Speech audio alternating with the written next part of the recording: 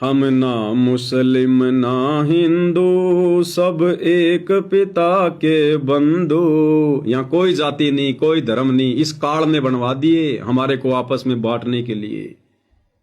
अरे सतयुग में कोई जाति नहीं, कोई धर्म नहीं, त्रेता में कोई जाति नहीं, कोई धर्म नहीं, द्वापर में कोई जाति नहीं, कोई धर्म नहीं। ये पिछले 5000 वर्षों से जातियां बन गई, धर्म बन गए दुनिया भर के। क्यों? क्योंकि इस कलयुग में उस कबीर परमात्मा ने धनाना गांव में प्रकट होना था हमारे उद्धार के लिए, मोक्ष के लिए। तो उनके आने से पहले पहले इस काल ने जाल फैला दिया जातियों का, धर्मों का, संप्रदायों का।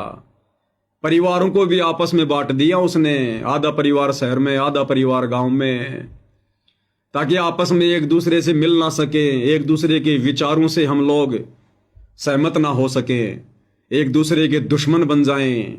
मेरी जाति सर्वश्रेष्ठ, मैं ब्राह्मण, मैं ठाकुर, मैं अहीर, मैं फलाना देना हैं, मैं हिंदू, मैं मुस्लिम, मैं सिख, मैं जैनी। हमारे को आपस में एक ही परमात्मा के बच्चों को, जिस प्रकार एक बाप के 4 बच्चे हैं, एक बाप की 4 संतान है, और जब वो पिता शाम को काम धंधा करके घर की तरफ आता है तो एक बच्चा क्या कहता है कि देखो देखो मेरे पापा जी आ गए, मेरे पापा जी आ गए। दूसरा नादान बच्चा कहता नहीं, वो तो मेरे डैडी है, मेरे डैडी।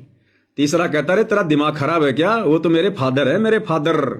और चौथा वो कहता रे तुम तीनों है ना मंद बुद्धि हो, वो तो मेरा बाप आ रहा है, मेरा बाप। अब भाई चाहे उसको फादर कह दो, चाहे उसको डैडी कह दो, चाहे बाप कह दो, चाहे उसको पिता कह दो, वो है एक ही उनका। तो हिंदू जिसको भगवान कह रहे हैं, मुसलमान जिसको अल्लाह कह रहे हैं, वाहिगुरु जिसे सिख भाई जिसको वाहिगुरु कह रहे हैं, ईसाई जिसको मसीहा कह रहे हैं, गॉड कह रहे हैं, अरे वो एक ही है भाई, कबीर परमात्मा।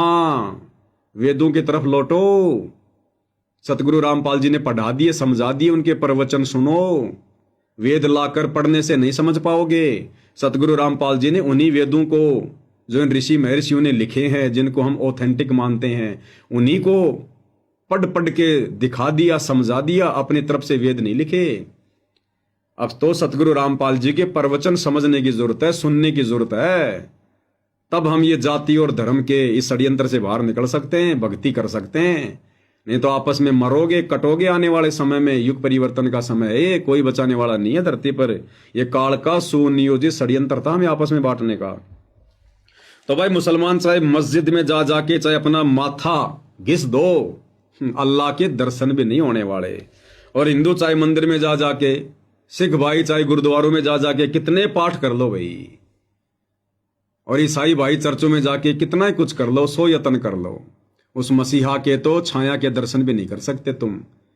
अगर उसको पूरा का पूरा प्राप्त करना है तो सतगुरु रामपाल जी को सतगुरु धारण करना पड़ेगा। ये स्वयं ही वो अल्लाह है, मसीहा है, वाहिगुरु है, गॉड है, भगवान है। लेकिन ऐसे समझ में नहीं आएगा ये, उसके लिए इनके सत्संग सुनने पड़ेंगे, ज्ञान से परिचित होना पड़ेगा। फिर देखना तुम्हारे को स्पष्ट रूप से प्रत्यक्ष में भगवान खड़ा दिखाई देगा।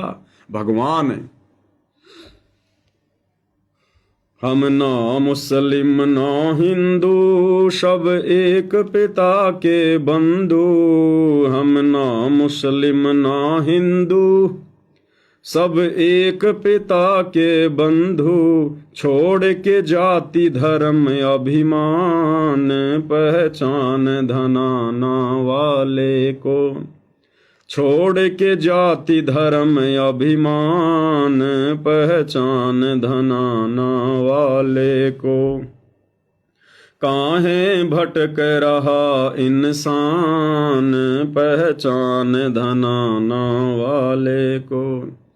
भाई यहाँ चाहे कोई ब्राह्मण हो, चाहे कोई ठाकुर हो, चाहे कोई क्षत्रिय हो, चाहे कोई वैश्य हो, चाहे कोई शूद्र हो, चाहे कोई हिंदू हो, चाहे मुसलमान हो, चाहे देश का राजा हो, चाहे राष्ट्रपति हो, जिसने सतगुरु रामपाल जी को वर्तमान में सतगुरु धारण करके ये सतभक्ति नहीं की, अंत में यम के दूत उसको नंगा करके घसीटते हुए लेकर जाएंगे, घसीटते हुए। दूसरा कोई तरीका नहीं है बचाव का।